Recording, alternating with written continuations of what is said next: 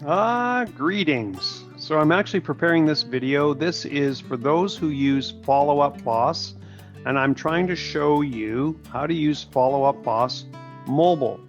So if you are a field agent, a team leader, a day agent working with a team that actually uses Follow Up Boss, when they provide you with a lead, in this case, the lead is Barry Buyer. What you're going to see is that this is the mobile platform on an iPhone. It looks a little different if you're running an Android device, but if you are an Apple product user, it will look like this. This is the first screen that you will see if you pulled up the client profile, in this case, Barry Buyer. If you pulled it up on your phone, right, it's going to give you a phone number, which is awesome. Because this little kind of, purpley with the white, chat box in it, this is how you send text messages. Even if the text message, you've been text messaged to your regular number, when you reply to a prospect, it goes here. This is where you answer all replies to any of the text messaging that's done between you and the prospective client. Same thing goes for the telephone. If you're going to make a phone call, I want you to click here, not just phone from contacts on your phone. One of the reasons why is when you complete the call, at the end of it, when you shut off the phone or hang up, a text box will appear at this point.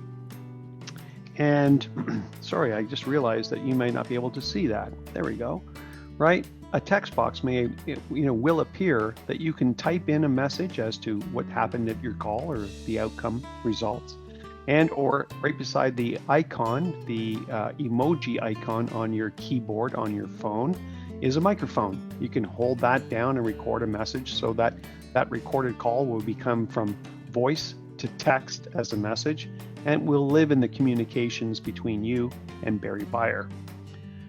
Also, the email, if you're going to kind of communicate with Barry, you can actually do it here. This is our preference. See the nice little blue envelope here? Barry might have a number of aliases as well. So he might have a work email address that he talks to you from. He might even be talking to you from his spam account that ends in hotmail.com. I actually record all of the addresses, every email, every phone number I have for all prospects. So there's a really good chance that Barry Buyer will probably have a couple of different email addresses. Make sure your profile includes them, right? The rest of it is set up. It's assigned to me at this point, or you. The source was a referral or an agent locator or a realtor.ca lead. You'll see that. What stage is that at this particular time? This particular file is a lead stage. We haven't really done anything. They haven't become a buyer. They're a prospect. We heavily use tags. In many cases, the team leaders will have these set up.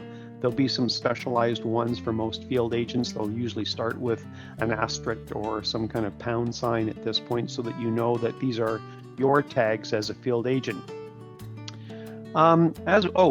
Just right at the very top, when you communicate with the buyer, the moment that you do, it gets time-stamped underneath their name. So if I'm the one that handed you the lead, right, and I gave you the lead and I'm watching and I'm watching and I'm watching and I don't see any kind of correspondence, I'm going to reach out to you. And even if you said, oh, I sent them a text, I sent them an email, if you did not do it from within the application, then you didn't do it according to me. So make sure you use this software to track everything.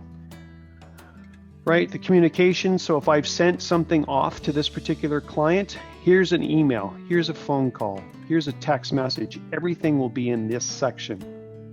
There might be notes. I might have gone in and put notes in about Barry Buyer. Somehow our ISA, our inside sales associate, or myself personally as the team leader, I had conversation with Barry, right? And those notes will live here. Please watch the notes section to see if there's any relevant information that you need as the person being handed the lead as to how to treat Barry Buyer.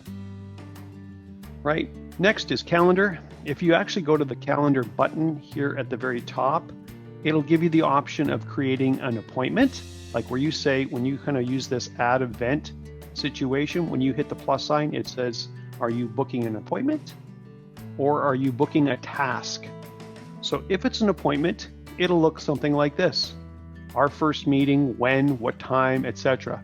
If it was a task, then it would look like this, right? Complete a buyer intake. And some of these might be populated by the admin from the team. They might have a checklist of things for you as a buyer's agent, right, to do.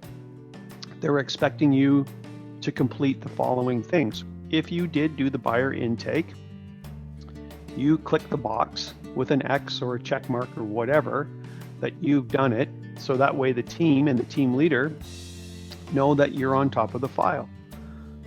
Plans, all of the plans at this point, there are action plans, not necessarily your concern at this point, but done through the team. So there's something running in the background. They could be sending them some information. It might go out by way of artificial intelligence text or email, etc. However, as soon as you are engaged with the client, with Barry Buyer, this will actually go on pause.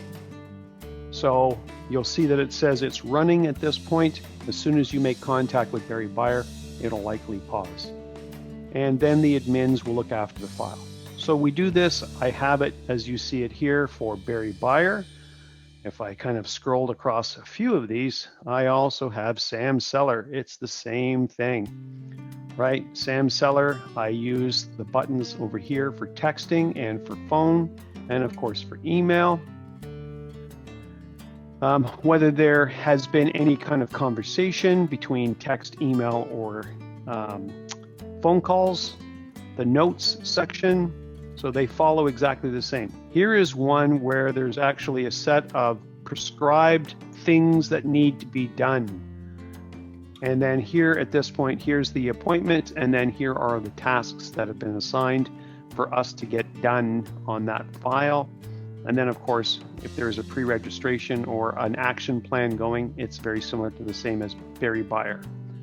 And that is how we use the mobile application of Follow Up Boss on an iPhone. Thanks.